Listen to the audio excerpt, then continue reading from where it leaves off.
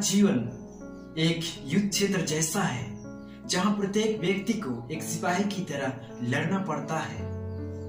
W.H. Longfellow ने अपने कविता में लिखा है, जीवन न तो अर्थहीन है और न ही असत्य, यह वास्तविक अर्थपूर्ण है और इसका भी उद्देश्य है। जीवन का असली लक्ष्य ना दुख और ना सुख है, परंतु निरंतर प्रगति है। मृत्यु उसका अंत नहीं है, क्योंकि आत्मा अमर है। दोस्तों, आज हम अपनी असली जीवन और बनावटी जीवन के बारे में मनन चिंतन करेंगे कि हम किस प्रकार अपना जीवन को असली ख्रिस्त जीवन में व्यतीत करते हैं और किस तरह से हम अपने इस मूल्यवान जीवन को बनावटी का जीवन जी करके हम दूसरों को दुख देते हैं। तो आज का हमारा विषय यही है, असली जीवन और बनावटी जीवन। हम देखते हैं कि असली जीवन जीने के लिए हमें 5 प्रकार के तरीकों के द्वारा जीवन को आगे बढ़ाना पड़ता है, और आज मैं इस वीडियो के माध्यम से उस 5 प्रकार के जीवन जीने के शैली को बताऊंगा। सबसे पहले हम देखेंगे कि जीवन में कठिन परिश्रम करना पड़ता है। जिस प्रकार कुछ हासिल करने के लिए हमें एड़ी चोटी एक करके परिश्रम करना पड़ता है, उसी प्रकार यदि हम जीवन में कठोर परिश्रम नहीं करेंगे तो जीवन में असफल होंगे, और सफलता प्राप्त करने के लिए हमें कड़ी मेहनत करनी पड़ती है। उदाहरण के स्वरूप हम देख सकते हैं, अमेरिका के राइट बंधु और वाइट और विल्बर ने 17 दिसंबर 1903 को संसार की सबसे पहली विमान उड़ाई, जिसको हवा से भरा हुआ एक विमान में उन्होंने अंतरिक्ष में चलाया, जिसको निर्धारित रूप से अपने समय के अनुसार निर्धारित जगह पर पहुंचा करके उसे फिर वापस कर लिया। और आज देखते हैं दुनिया में अनेक विमान अंतरिक्ष में उड़ रही है। यह उसका अथक परिश्रम का परिणाम है। यदि हम मेहनत करते हैं तो हम भी एक दिन अंतरिक्ष में उड़ सकते हैं। उसी प्रकार आगे हम देखते हैं, तेंजिंग नोर्गे ने 29 मई 1953 को 11:36 पर माउंट एवरेस्ट पर सबसे ऊंची चोटी, जो 8,884 मीटर ऊंची माउंट एवरेस्ट पर विजय का झंडा फहराया था। यह असली जीवन का प्रतीक है, यह असली जीवन की गरिमा है, न कि बनावट जीवन। उसी प्रकार यदि हम जीवन में कड़ी मेहनत करते हैं तो हम भी असंभव चीज को भी संभव कर सकते हैं।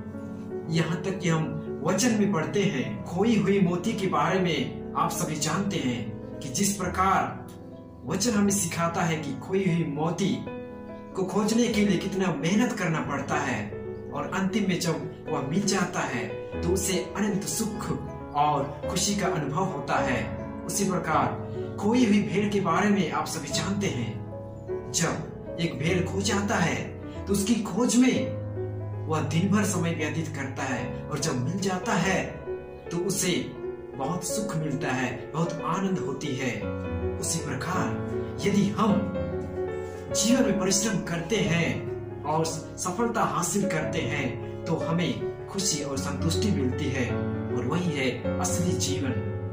आगे हम देखेंगे कि दूसरा प्रकार हम देखेंगे, जीवन में ईमानदारी।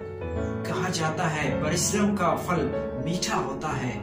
उसी प्रकार यदि हम हर एक काम काज में ईमानदारी से अपना जिम्मेदारी को निभाते हैं तो जरूर हम सफल प्राप्त करेंगे। न केवल सफलता बल्कि आनंद और खुशी भी मिलेगी, क्योंकि हम ईमानदारी से उसे कमाए हैं। सुसमाचार में हम देखते हैं, मत्ती का सुसमाचार अध्याय 24 पद संख्या 45 से 51 में, जहां बेईमान और ईमानदारी की दृष्टांत के बारे में बताया गया है। जब एक ईमानदारी व्यक्ति अपने स्वामी के आने से पहले वह पूरा मेहनत करता है, ईमानदारी के साथ अपना जिम्मेदारी को करता है, और जब स्वामी आता है और उसे देखता है कि वह ईमानदारी से अपना जिम्मेदारी कर रहा है, तो वह उसे पुरस्कार देता है। उसी तरह दूसरी ओर बिना ईमानदार व्यक्ति, बेईमान व्यक्ति, वह कमजोर आलसी व्यक्ति, वह स्वामी को ठगने के चक्कर में वह अपना काम ईमानदारी से नहीं करता है, और जब स्वामी आता है और उसे देखता है कि वह काम काज नहीं कर रहा है, तो उसे दंडित करता है।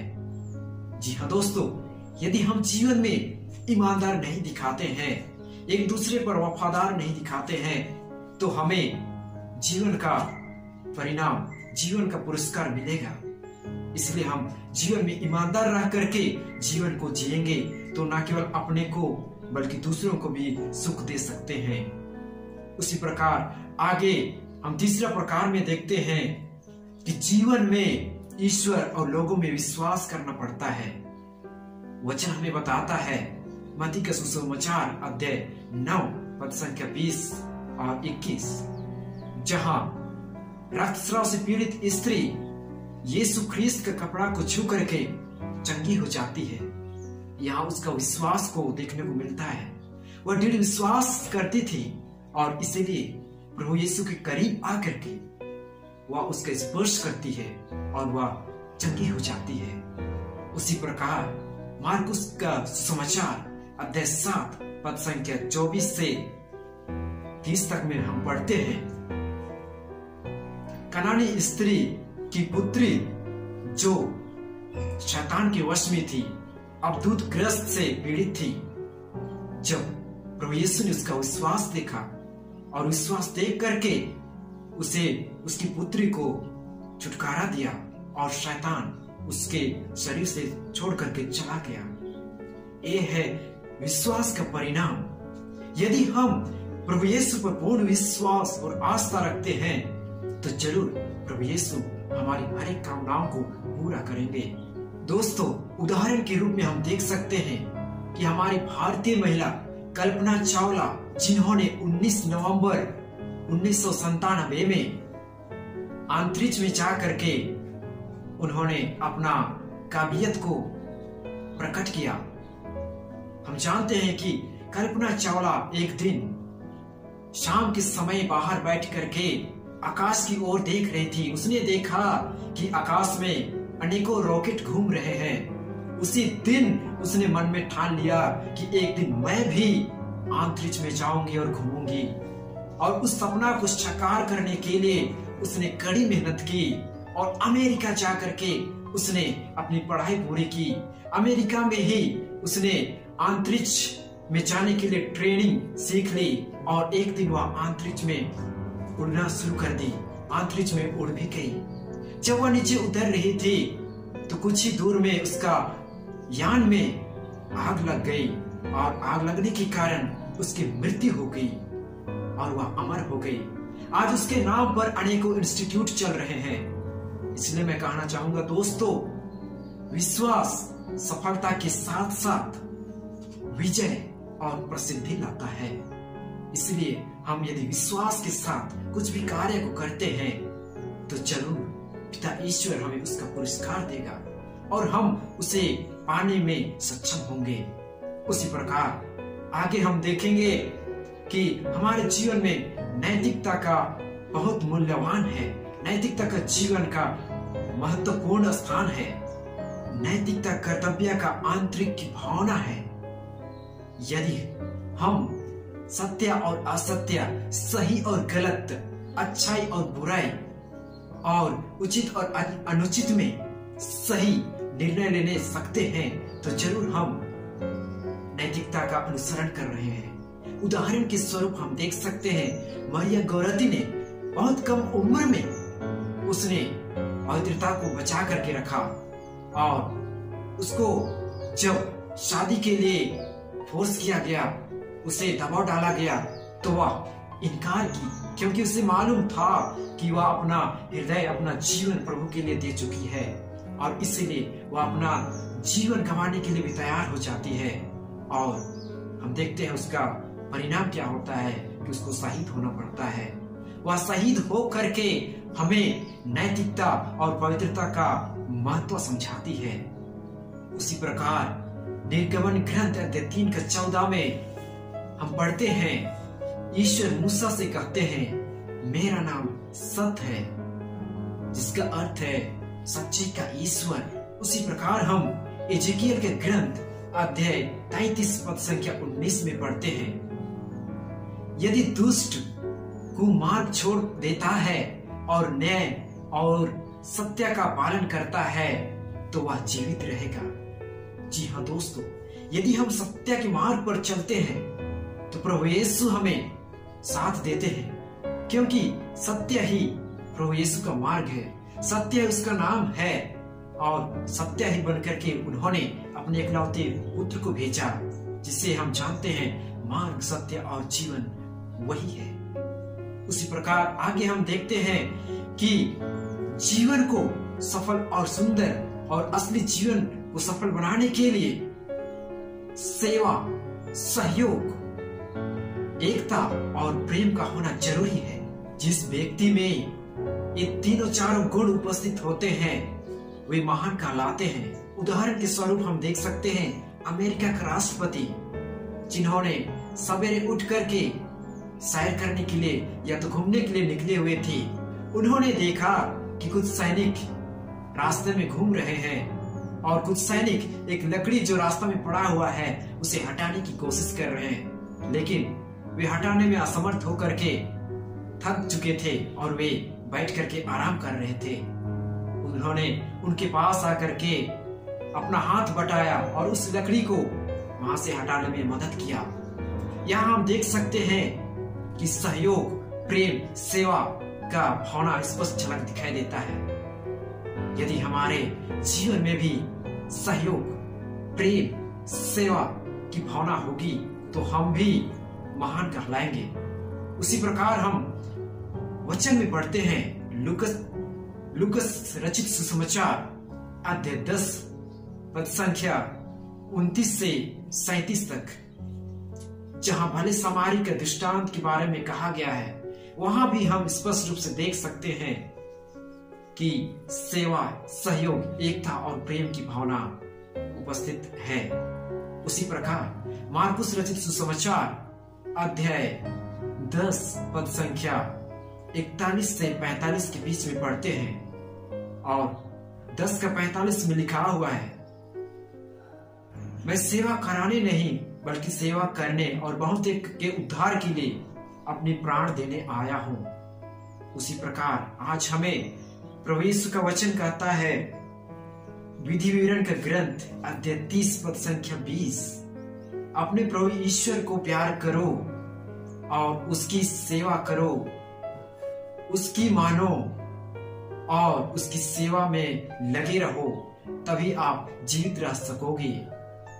उसी प्रकार दोस्तों, यदि हम इन 5 गुणों में अपने आप को देखते हैं और अपने आप को देख करके अपना स्वभाव दिखाई देता है तो जरूर हम भी जीवन में असली जीवन जी रहे हैं। बनावटी जीवन नहीं, लेकिन असली जीवन जी रहे हैं, वास्तविकता का जीवन जी रहे हैं। जी हाँ दोस्तों, यदि हम प्रभु यीशु के बताए हुए हर एक मार्ग पर चलते हैं तो हम उसे प्रसन्न करने में सफल होंगे।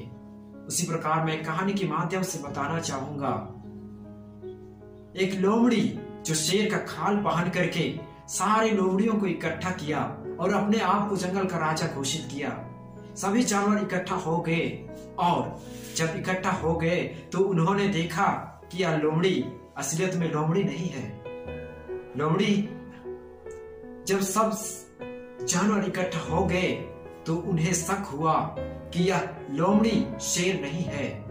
तब उन्होंने अपना शक दूर करने के लिए उसे 2 शब्द कहने के लिए कहा। जब उसने कहा तो वह शेर का आवाज नहीं लेकिन अपना असली आवाज में 2 शब्द बोला, तो सबों ने उसे पकड़ लिया, यह तो शेर नहीं बल्कि लोमड़ी है। तभी सभी जानवर उस पर टूट पड़े और उसे चिथड़ा करके मार डाले और वहीं पर उसका अंत हो गया। इस प्रकार दोस्तों, असली जीवन बनावटी जीवन में अंत हो गया, उसका सर्वनाश हो गया। यदि हम नकली जीवन जीते हैं तो हमारा भी सर्वनाश इस तरह से हो सकता है। वचन में हम देखते हैं कि यीशु का प्रिय शिष्य यूदास इस्करियोती, जिन्होंने यीशु के साथ 3 वर्ष तक समय बिताया, फिर भी उन्होंने अपना ईमानदारी नहीं दिखाई और उसे 3 चांदी के सिक्के में उसे बेच दिया। और अंतिम में क्या होता है? अपने आप को फांसी कर लेता है और अब उसका अंत हो जाता है। ये रहा बनावटी जीवन। यदि हम बनावटी जीवन जीते हैं, यदि हम बनावटी क्रिस्तीय जीवन जीते हैं, यदि हम बनावटी जीवन जी करके प्रभु यीशु का शिष्य और चेला बनना चाहते हैं, तो हमारा भी सर्वनाश निश्चित है, क्योंकि हम पिता ईश्वर को धोखा दे रहे हैं। जी हाँ दोस्तों, हमें बनावटी नहीं बल्कि असली क्रिस्तीय जीवन को जीना है। उसी प्रकार मैं एक सच्ची घटना बताना चाहूंगा। एक प्रचार ने अपने गांव में प्रचार कर रहा था और प्रत्येक रविवार को वह ईश्वर का वचन सुनाता था। और एक दिन उन्होंने परमेश्वर की 10 आज्ञा में से 10वां आज्ञा को अच्छी तरह से समझाया। विश्वासीगण भलीभांति से सुने और समझे। उन्होंने कहा, पराये धन पर लालच ना करें। इस विषय पर उन्होंने मनन चिंतन करते हुए दूसरों के लिए अच्छी तरह से प्रवचन रखा। और जब गिरजा समाप्त हुआ, वापस आया और आने के बाद वह आराम कर रहा था। उसी क्षण एक प्यारा सा मुर्गा उसके सामने से गुजरता है। उसे देखकर वह अपने बच्चों को चिल्लाया और बच्चे आ गए और उन्होंने बच्चों से कहा, यह किसका मुर्गा है? इसे मारते हैं और खाते हैं। दोस्तों, बच्चों ने उसे मारना चाहा। उसकी पत्नी ने यह बात सुनी और उसके पास आया और कहा, अरे प्रचार, आपने तो गिरजा में प्रवचन दिया था कि दूसरों के वस्तुओं को मिट्टी के ढेले की तरह देखना चाहिए, लेकिन आप तो इसे मारने के लिए बोल रहे हैं। यह तो अन्याय है। तो प्रचार ने अपनी पत्नी से कहा, अरे प्रचारिन, मैं तो दूसरों के लिए कहा था, मेरे लिए थोड़ी ना। दोस्तों, इस कहानी के माध्यम से हमें यही पता चलता है कि हम भी बिना पेंदी की लोटी की तरह हैं। कहने का मतलब है, जिधर ढलान है उधर भी हम लुढ़क जाते हैं। कहने का मतलब है, हम बोलते कुछ और हैं, करते कुछ और हैं। तो हम किसको प्रसन्न करने में लगे हुए हैं। आज हमें यदि प्रसन्न करना है तो अपने बाप को प्रसन्न करें, तभी हम असली जीवन को पहचानने पाएंगे। क्योंकि दोस्तों, यदि हम बाहरी रूप से किसी दूसरों को प्रसन्न करने में, किसी दूसरों को इंप्रेस करने में लगे रहते हैं, तो हम नकली जीवन जी रहे हैं। आजकल देखते हैं कि हम कई प्रकार के YouTube के माध्यम से सीखते हैं और अपने आप को बाहरी रूप से सजाने संवारने में लगे रहते हैं, बाहरी रूप से मेकअप करने में लगे रहते हैं, समय बर्बाद करते हैं और हम नकली जीवन में चले जाते हैं। इसलिए मैं कहना चाहूंगा, यदि आप किसी को प्रसन्न करना चाहते हैं, किसी को इम्प्रेस करना चाहते हैं, तो सबसे पहले अपने बाप को, अपने पिता को प्रसन्न कीजिए, अपने पिता को इम्प्रेस कीजिए।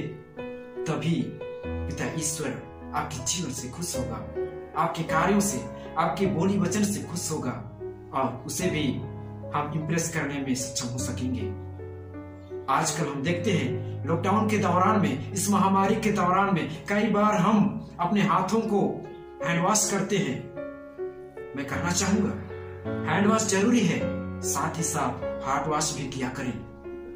जब हम हार्ट वॉश करते हैं, अपने हृदय को साफ करते हैं, तो जरूर हम न केवल हाथ का सैनिटाइजर करते हैं, बल्कि हृदय का भी सैनिटाइजर करते हैं। दोस्तों, आज हमें जरूरी है कि हम बनावटी जीवन को छोड़ करके असली क्रिस्तीय जीवन जिए, आदर्श क्रिस्तीय जीवन जिए, ताकि हम दूसरों को भी प्रभु यीशु के पद चिन्हों पर, बताए हुए रास्तों पर ला सके और हम सभी को एक साथ स्वर्ग राज्य में ले सके।